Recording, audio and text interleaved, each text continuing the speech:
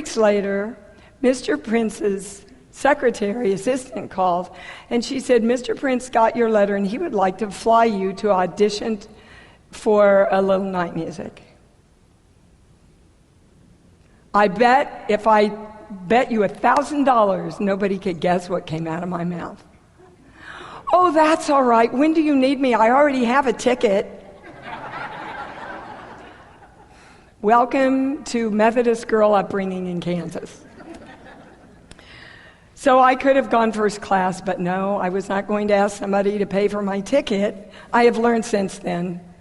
I was not going to ask somebody to pay for my ticket if I already had one. So the day I arrived in New York, with every belonging that I had, I took all my belongings, I put them in a taxi. I said, can you take it to this address, please? And they got there. And I went to Rockefeller Center to audition for A Little Night Music. I got down to the last 5 girls in the acting and the dancing because I started out as a dancer. And then his assistant says, Mr. Prince would like you to sing. Oh, nobody told me I had to sing. Well, dear, this is a musical. So my first day in New York, I sang Happy Birthday for Al Prince. In a really embarrassing way, I'm sure. The accompanist, and I had played the violin for 10 years, but the accompanist asked me, what key, sweetheart? And I went, somewhere in the middle.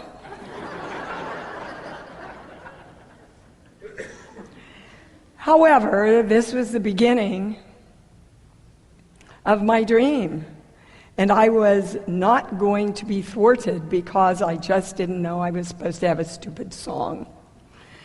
So I talked to all the girls that were there to audition and got all the best people to study with, and I had my list. Before I ever got to my apartment, I had a plan. So I'm asking you now, where's your plan? Because most of us just kind of say we want to do something, but we don't have a plan. So then I thought, I need to study acting, and the best acting teacher in New York was Uta Hagen. Well, I'm kind of a man magnet, I have to be honest.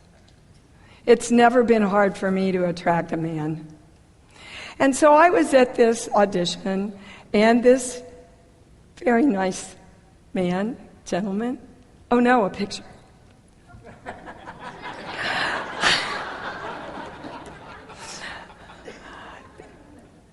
We met, and he said, you want to go to dinner? And I said, sure. And I said, I really want to study with Uta Hagen. And he started laughing.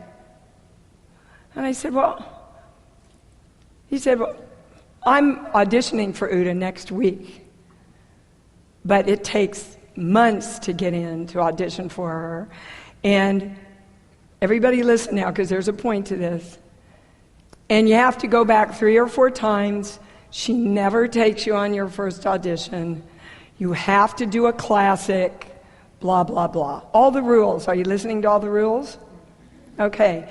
Second thing I'm going to ask you to do, let go of the rules. Well, I don't know. Somebody may have dropped out, but I got an audition in a month. OMG.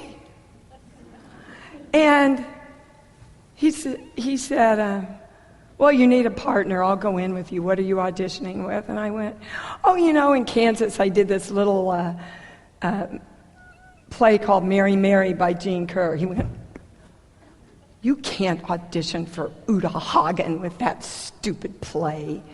I said, well, I'm comfortable and everybody liked me. I was pretty good, so. And he said, Dee, she'll laugh you out of the room. You watch, she's going to stop you 5 minutes in, and she's going to ream you, and then she's going to say you have to come back. If she'll even invite you back. Well, I just had learned to trust my instincts. They've done pretty well for me so far. I'm doing a series right now for Amazon. You know what my first line in the series was? To my granddaughter? Trust your instincts. Yeah. If you listen, the world talks to you all the time. So we went in, and we started our scene. And 5 minutes into it, she said, "I'd like to stop you." And my partner went, like I told you. She said, "Who'd you study with?" I said, "Miss Hagen, I just got here from Kansas, and my best teacher was my mother." And he goes, "Oh my God." And she looked at me, and she said, "She taught you really well. I'd love to have you in my class."